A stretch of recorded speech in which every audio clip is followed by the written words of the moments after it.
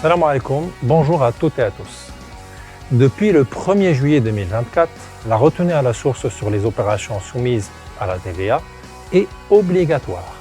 Introduite par la loi de finances 2024, cette mesure cherche à renforcer l'efficacité et la transparence fiscale et à lutter contre la fraude. Cette nouvelle approche s'articule autour de deux axes principaux. D'une part, les prestations de services et d'autre part, les biens d'équipement et de travaux. La présentation par le fournisseur d'une attestation de régularité fiscale datant de moins de 6 mois est un facteur déterminant. Le fournisseur doit télécharger cette attestation au niveau du portail Simple Attestation de la DGI. Ensuite, charge au client de vérifier l'authenticité de cette attestation, toujours sur la plateforme de la DGI. Commençons d'abord par le cas des prestations de services. Si le fournisseur est une personne physique et présente une attestation de régularité fiscale valide, la retenue à la source sur la TVA est de 75%.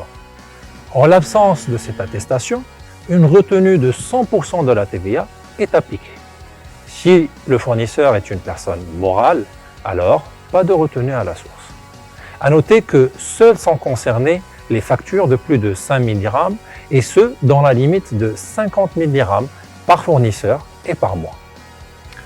Pour ce qui est des biens, d'équipements et de travaux, si le fournisseur présente une attestation de régularité fiscale, pas de retenue à la source. En revanche, si le fournisseur ne dispose pas d'attestation de régularité fiscale, une retenue à la source de 100% est appliquée et le fournisseur ne perçoit que le montant hors taxe de sa facture.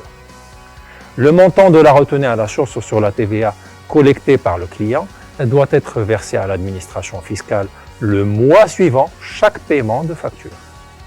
Il est tout de même très important de noter que sont exemptés de ce nouveau régime présenté l'État, les collectivités locales, les établissements publics et les personnes morales de droit public qui appliquent la réglementation relative au marché public.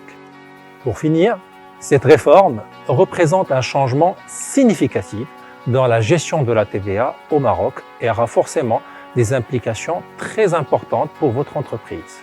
Une adaptation de vos processus comptables et financiers sera donc nécessaire, ainsi qu'une vigilance accrue dans la vérification de la régularité fiscale de vos partenaires commerciaux.